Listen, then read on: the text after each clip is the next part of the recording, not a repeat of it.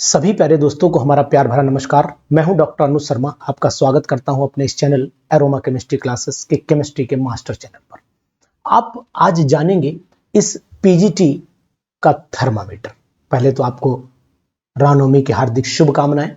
आपका दिन शुभ हो, आपका समय शुभ हो और ईश्वर करे कि आपका पीजीटी या टीजीटी जो भी परीक्षा देने जा रहे हैं उसमें आप सफल हो जाए, ऐसी मैं ईश्वर से और माता रानी से कामना करता हूं। आपको तहे दिल से सादर प्रणाम करता हूं।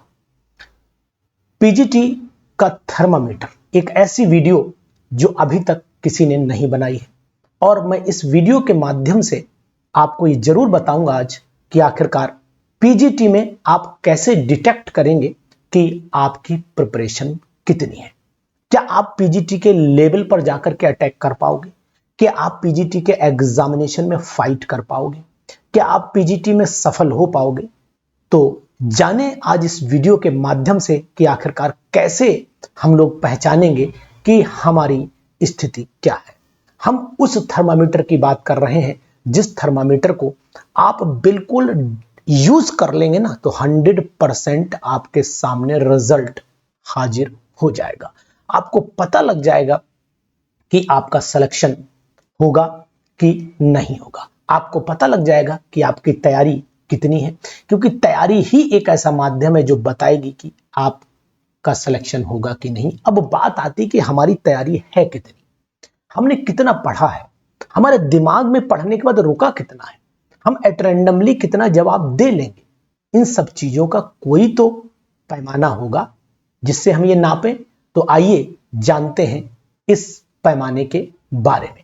ये पैमाना आपको क्या बताएगा? ये पैमाना आपको ये जरूर बताएगा कि आखिरकार आपको तैयारी किस माध्यम से करनी है, आपको तैयारी कितनी करनी है। इस पूरे स्केल से आप नाप लेंगे कि आखिरकार आपकी तैयारी कितनी है। इन सब चीजों पर आज हमारी ये वीडियो आपका धमाल जरूर मचाएगी। तो चलते हैं, बात करते हैं एक एक पॉइंट की और एक एक पॉइंट आपके साथ में डिस्कशन करते हैं आखिरकार कैसे पता करेंगे। देखिए, सबसे पहले तो आपने अब ये मान के चलिए कि तैयारी का अंतिम चरण चल रहा है। इस तैयारी के अंतिम चरण पर आप ये पूरी तरीके से मान लीजिए कि अब आपके सामने जो चैप्टर्स होंगे वो कौन से होंगे। पहले मैं आपको आपके चैप्टर्स दिखा देता हूं। इनके अलावा भी अगर कोई चैप्टर, कोई भी विषय हो, चाहे भूगोल हो, चाहे इतिहास हो, चाहे फिजिक्स हो, चाहे केमिस्ट्री हो, चाहे ज्योग्राफी हो, यानी कि सिंपल सी बात हम कहें अदर सब्जेक्ट हो, संस्कृत हो, हिंदी एंड सो ऑन, किसी भी सब्जेक्ट पर अप्लाई कर सकते हैं ये थर्मामीटर। बहुत ही जबरदस्त। देखिए, सबसे पहले मैं बात करूं केमिस्ट्री के लेवल पर आकर के, तो केमिस्ट्री में आपको मोल concept, atomic structure, periodic table, chemical bonding, gases state, electrochemistry, solid, solution. उसके बाद आ जाइए आपका केमिकल काइनेटिक्स और इसमें कैटालिसिस भी है, सरफेस केमिस्ट्री, यहाँ पर कोलाइडल सॉल्यूशन और आपका दूसरा चैप्टर कोलाइडल सॉल्यूशन है, कैटालिसिस भी इसी में है। और अगर आप कहो तो फेज रूल भी यहीं पर पढ़ा जाता है और साथ में एडजॉर्प्शन भी यहीं पर पढ़ा जाता है, लेकिन हमने फेज रूल को अलग लिखा है। एसपीडीएफ, कोऑर्डिनेशन, रेडियो एक्टिविटी, इसी के साथ केमिकल आयनिक इक्विलिब्रियम भी है, रिडॉक्स भी है, जीओसी भी है, हेलो एल्केन, हेलो एरीन भी है, अल्कोहल, फिनॉल, ईथर भी है, aldehyde, ketone, carboxylic acid, amines, polymerisation, biomolecule, dyes and drugs, hydrocarbon, polynuclear, हेट्रोस्पेक्ट्रोफोटो, फेज रूल।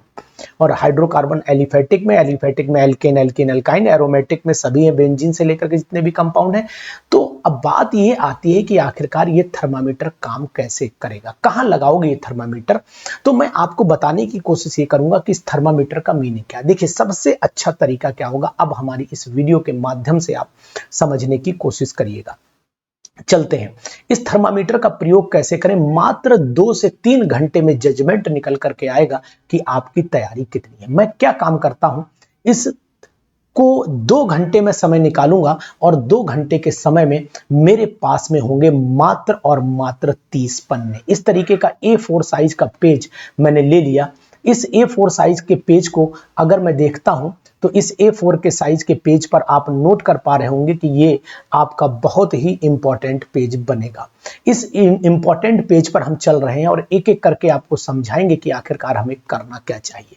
सबसे पहले मैं आपसे यही कहूंगा कि आप एक काम ये करें, एक पेज बनाना हर चैप्टर का। मान लीजिए आपने मोल कंसेप्ट लिया, अभी आपने किताब नहीं खोलनी और पढ़ना नहीं है, बिल्कुल पढ़ना मना है। आप केवल और केवल मोल कंसेप्ट ऊपर A4 साइज पेज पर लिख दीजिए। ये पेज का साइज आप A4 का पेज ले लीजिएगा और इस पर आपने ये काम कर दिया। अब आपको क्या करना है, समझना ध्यान से। जो आपने पढ़ा है अब तक, जो आपने तैयार किया, इस एक A4 साइज पर आ जाना चाहिए। यानी कि अब आपको माइंड मेकअप करना है कि भैया मैंने अपने दिमाग में चलाया कि मैंने मोल कंसेप्ट पूरा पढ़ा है, मुझे एवोगैड्रो नंबर की जानकारी है, इस पर लिखना है, याद सोचना नहीं। एवोगैड्रो नंबर की जानकारी है कि भाई एवोगैड्रो नंबर हमें ये पता है, सर ने बताया था।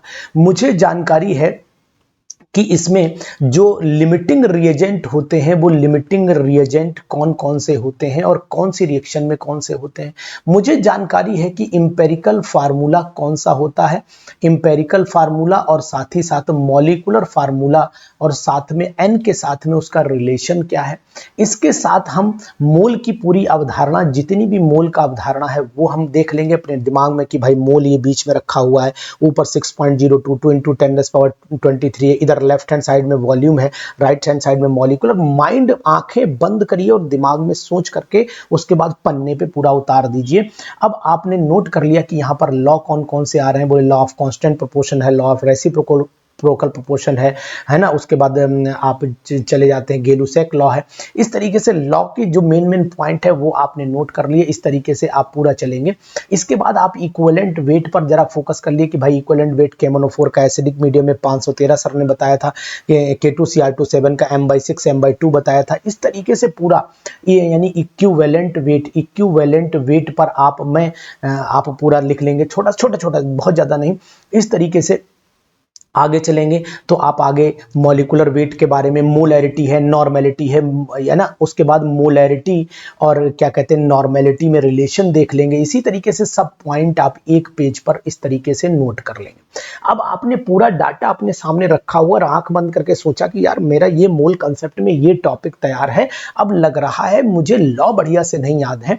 अगर लॉ बढ़िया से नहीं याद है तो आपने खट से क्या करा कि लॉ के ऊपर एक स्टार बना दिया कि भाई मुझे ये लॉ अब पढ़ने हैं, इन लॉ को मुझे थोड़ा सा एक बार रिवाइज करना है। तो आपको पता लग गया मोल कंसेप्ट में मेरी रेंज क्या जा रही है, ये आपने पता कर लिया। दूसरे पेज पर हम चले आते हैं कि पेज नंबर हमने 2 उठाया, और जैसे पेज नंबर हमने 2 उठाया, इस पेज पर हमने क्या काम किया है, इस पेज पर हमने लिख लिया कि भाई ये पेज हम स्ट्रक्चर ऑफ एटम के लिए कंसेप्ट लेकर के चल रहे हैं। तो यहां हमने डाल दिया स्ट्रक्चर ऑफ एटम, मैंने डाल दिया स्ट्रक्चर ऑफ एटम, मैंने यहां पर डाल दिया।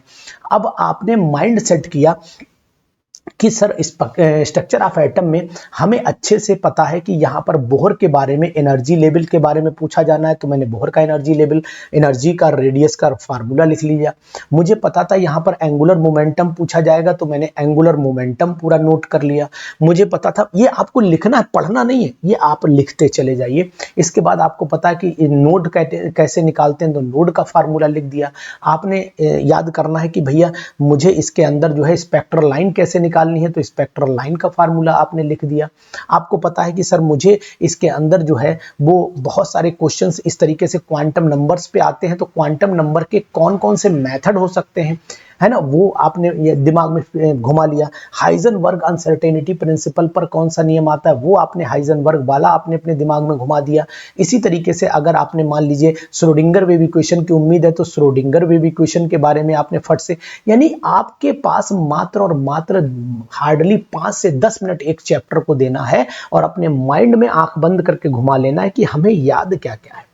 टॉपिक नहीं लिखना है, ना आपको कॉपी करना है, कहीं से कुछ नहीं करना है, ना नोट्स बनाना है, कुछ नहीं। बिना नोट्स के आप पन्ने पकड़िए, 35-40 पन्ने ले लीजिए और उन पर आप 2 घंटे बैठिए और अपने याद किए हुए पॉइंट आपने नोट कर लीजिए। ये मैंने आपको 2 उदाहरण दिए हैं जो बहुत ही बेस्ट उदाहरण है और तरीका है।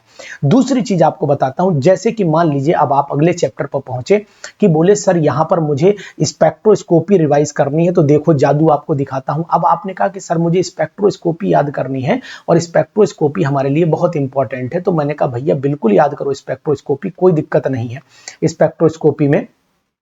तो उन्होंने कहा सर कैसे करें, तो मैंने यहां मेन हेडिंग बना दिया कि भैया देखो सर स्पेक्ट्रोस्कोपी रिवाइज करना चाह रहे हैं, तो उन्होंने स्पेक्ट्रोस्कोपी यहां पर लिख दिया। अब स्पेक्ट्रोस्कोपी में सबसे ज्यादा पूछे जाने वाला लॉ कौन सा था? सबसे ज्यादा पूछे जाने वाला जो आपका केमिकल शिफ्ट पे फार्मूला पूछा गया कि डेल पिकोमीटर में अगर आपका पीपीएम में पूछा गया तो पीपीएम में लिखना चाहो तो यहां पर आपका new not minus new sample के बारे में और अपॉन में न्यू, इस तरीके से आपने फार्मूला बना दिया न्यू नॉट इस तरीके से। दूसरा अगर पूछा गया बोले सर सबसे ज्यादा फार्मूला हुक्स रूल का पूछा गया तो आपने खट से यहां पर हुक्स रूल बता दिया कि हुक्स रूल का सर फार्मूला ये होगा। इसी तरीके से आपसे पूछा गया कि एनएमआर सिग्नल कैसे निकाले जाते हैं, तो कम से कम जो इंपॉर्टेंट है जैसे टॉलिन का है, सबसे ज्यादा परेशान जो करने वाले हैं, जैसे टॉलिन का आपका एनएमआर सिग्नल है, जैसे आपका इथाइल बेंजीन का एनएमआर सिग्नल है तो यहाँ C2H5 का। इसी तरीके से जो एक्सेप्शनल हैं उन पर आप ध्यान देंगे। एक बार जैसे बोला कि CH3OH में कितने एनएमआर सिग्नल आ जाएंगे, या फिर साइक्लोप्रोपाइल वाली कंडीशन है यहाँ पर कितने एनएमआर सिग्नल, इस तरीके सिग्नल का।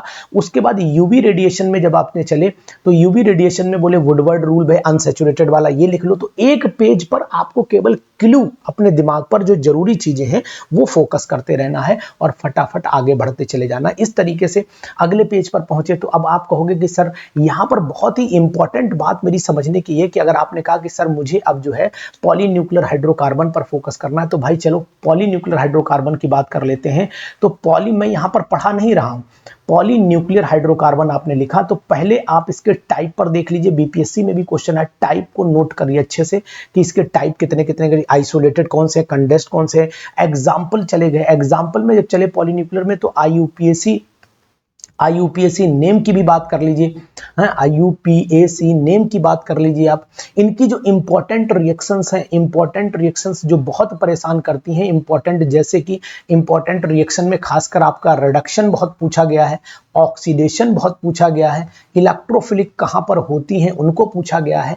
तो इस तरीके से बेहतर ढंग से आप 35 पेजों में ये चीज, 35 पेज नहीं लगेंगे, 35 पेज का मतलब है एक पेज पर आप हार्डली, मैं कहता हूं कि अगर आपने एक पेज यूज कर लिया तो उस एक पेज के लिए आप इसको अप्लाई कर सकते हो। तो मैं तो कहूंगा कि बहुत ही इंपॉर्टेंट बनेगा आपके लिए, बिल्कुल सेकंडों में आपकी तैयारी हो जाएगी और इस सेकंडों की तैयारी को आप जो है बहुत आसान ढंग से बदल सकते हो अपने उस परखने में जहां पर आपको जरूरत है। तो मैं कहता हूं कि आप इस तैयारी को बिल्कुल अप टू द मार्क करिए और इस थर्मामीटर का प्रयोग आप जरूर करिए, क्योंकि ये थर्मामीटर आपको बताएगा कि आखिरकार मोल कंसेप्ट में आपकी तैयारी कितनी। मोल कंसेप्ट में आप चलेंगे तो आप कहेंगे सर हमारा यहाँ पर बेस है, यानी कि अब वैल्यू आपकी मोल कंसेप्ट की, यहाँ पर जो मैंने स्टार लगाया यहां से आप मान लेना कि मेरा मोल कंसेप्ट तैयार हो गया, टिक कर दिया। इसके बाद बोले मेरे सर एटॉमिक स्ट्रक्चर तैयार हो गया, तो सेकंड मैंने एटॉमिक स्ट्रक्चर को उठा लिया। आपने कहा कि मेरा सर ये भी तैयार हो गया पीरियोडिक टेबल, तो मैंने पीरियोडिक टेबल को यहां पर टिक कर लिया। इस तरीके से आपने कहा कि सर मेरा जो है वो ये केमिकल बॉन्डिंग तैयार हो गया, तो मैंने फट से यहां से केमिकल बॉन्डिंग पर क्लिक कर लिया। तो मैं जो चैप्टर तैयार करता चला जा रहा हूं वो आपके सामने हाजिर होता चला जा रहा है। यानी कि लेबल हमने मोल कंसेप्ट से शुरू किया था, आप नोट करिए, हमने लेबल मोल कंसेप्ट से शुरू किया था और लेबल हमने फेज रूल पर जाकर के, थर्मोडायनेमिक्स पर जाकर के, अगर मान ली तैयार है तो भाई चलो थर्मोडायनेमिक्स मैंने यहां लिख दी, थर्मो मेरी तैयार हो गई। तो इस तरह कोई भी चैप्टर इसमें जो नहीं भी लिखा है वो भी अगर मान लो किसी भी सब्जेक्ट का है तो अपने लेवल, और ये अगर आपने इस पॉइंट को पार कर दिया, यानी यहां पर अगर आप पहुंच गए तो मान के चलिए कि आप सिलेक्शन की उस चोटी पर हैं जो मैक्सिमम हो सकता है, यानी अब आपकी तैयारी है। अब आपने सोचा कि सर हमारी तैयारी तो पूरी है, तो अब हम ये चाहते हैं कि हमारे कुछ पॉइंट हैं कि हमारे फेज रूल में ट्रिपल पॉइंट सर थोड़ा पढ़ना है, थर्मोडायनेमिक्स में मुझे क्लेसियस क्लेप्रियन पढ़ने को है, क्लेप्रियन पढ़ने को रह गई, गिब्स फ्री एनर्जी पढ़ने को रह गई, सीपीसीबी का रिलेशन रह गया है, ये पढ़ लेंगे। स्ट्रक्चर ऑफ एटम सर पूरा तैयार है। हमारा आयनिक इक्विलिब्रियम में हमें फार्मूले थोड़ा कंफ्यूज कर रहे हैं, उनको बार बार लिखना, पीएच वाले हेंडरसन हेसेलबॉक की क्वेश्चन पढ़नी है। इस तरीके से आप पूरा एक मेथडोलॉजी को तैयार कर लीजिए। कम समय में आप ये जान जाएंगे, मात्र एक दिन बैठ जाइए और उसी एक दिन में ये जजमेंट निकल के आपके सामने आ जाएगा कि आखिरकार आपकी तैयारी कितनी है, आपकी तैयारी मजबूती के साथ कितनी है, ये भी फर्क आपको पता लग जाएगा। बहुत ही बेहतरीन ढंग से आप पहचान सकते हैं। 3 घंटे के अंदर ये सब रेडी हो जाएगा। आपको न फार्मूले लिखने हैं न कुछ लिखना, केवल मनन करना है और अपना डिसीजन ले लेना है। उसके बाद आप देखिए आपके अंदर कॉन्फिडेंस लेवल आसमान छू लेगा। आपके अंदर भरोसा एक पैदा हो जाएगा, आपके अंदर एक जज्बा पैदा हो जाएगा कि इस बार मेरा सिलेक्शन निश्चित है। तो साथियों, इस थर्मामीटर का प्रयोग करिए और इस थर्मामीटर का प्रयोग करने के बाद अपने माइंड को कंसेप्ट पे लाइए और कंसेप्ट को उतार दीजिए उन पेपरों के ऊपर जहां जिनकी जरूरत है। तो आप इसको पढ़िए और इसको अप्लाई करके देखना, आपके अंदर जो लेवल बढ़ करके आएगा उसका जवाब आपके पास में नहीं होगा। जो कॉन्फिडेंस लेवल होगा, मात्र 3 घंटों में अपना कॉन्फिडेंस लेवल आप चेक कर पाएंगे, मात्र 3 घंटों में जजमेंट ले पाएंगे कि हम कितना पेपर फाइट कर सकते हैं, हमें और कितनी तैयारी की आवश्यकता है, हमें और कितनी मेहनत करनी पड़ेगी। ये सब बातें आप आज सीख चुके हैं। तो मात्र छोटी सी डायरी लीजिए, एक डायरी बनाइए। मान लीजिए मैंने सपोज कर लेता हूं कि ये पेपर मैंने उठाए, इस तरीके से मैंने, ये मेरे पास में बंच है पेपर का, मैंने ये पेपर का बंच उठाया, इसको मैंने इस तरीके से हर दिन अपना एक लिखना शुरू कर दिया। देखो मैं ऐसे बना रहा हूं पीजीटी के नोट्स, ऐसे करके मैं बना रहा हूं। तो ये सब ऐसे करके आप भी बनाइए और इनको आप बनाने के बाद जो है वो प्रयोग में लाइए। और ये नोट्स नहीं है, ये वो जजमेंट है जो आपका डिसीजन देगा कि आपकी जीत होगी कि अभी जीत के लिए और मेहनत करनी है। तो वीडियो दोस्तों तक शेयर करिए, क्योंकि ये वीडियो आपको बहुत ही बेस्ट बनाएगी, आपके अंदर इंप्रूवमेंट लाएगी और वो जज्बा पैदा करेगी जिसकी आपको वाकई में जरूरत थी। तो दोस्तों, वीडियो दोस्तों को जरूर शेयर करिएगा। बहुत इंपॉर्टेंट पॉइंट है, छोटा पॉइंट है लेकिन बहुत जरूरी है। Thank you.